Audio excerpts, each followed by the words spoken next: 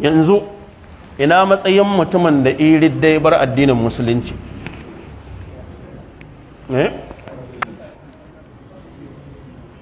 mutum na yanzu cikin ramadanan nan sai ridda ya fita daga addinin musulunci ina matsayinsa yake to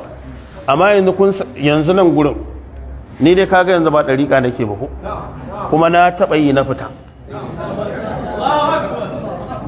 haka ne to yanzu idan akwai wanda ya taɓa yin ɗariƙa a nan gurin ya fita ko kun san cewa a gurin mutanen nan gara kai ridda ka bar addinin musulunci ya fi sauƙi da kai ridda ka bar ɗariƙa wannan maganan gata a cikin firiya da tafsir na shi Ibrahim a cikin suratul tauba karkashin wa ma naqamu illa an agnahumullahu wa rasuluhu bil ganaim kaga maganan nan gata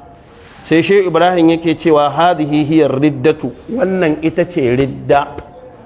kama annar riddata fi shari'ati kamar yadda mutum idan yayi ridda bar shari'ar musulunci tujadu riddatu ko tujadu riddatu fi tariqa ana samun ridda a cikin ɗariƙa kamar yadda ake samun ridda a cikin shari'ar musulunci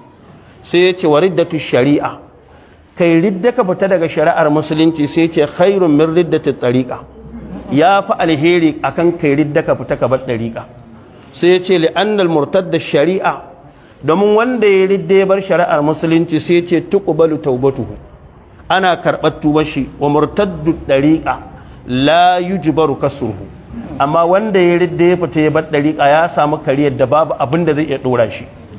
wannan shi Ibrahim yake magana kenan yanzu a nan gurin mu da ba ma ɗariƙa idan ya zamanto wanda ya fita ya bar musulunci gara shi da wanda ya bar ɗariƙa to wanda kwata-kwata ko ɗariƙan ma baya yi fa in an zo sai su ce wai ana ce ma mutane kafirai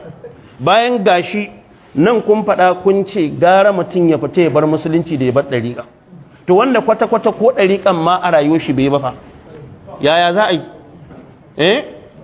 to wannan kaɗan daga cikin misali kenan na farko daga cikin maganganunsu na banza da suke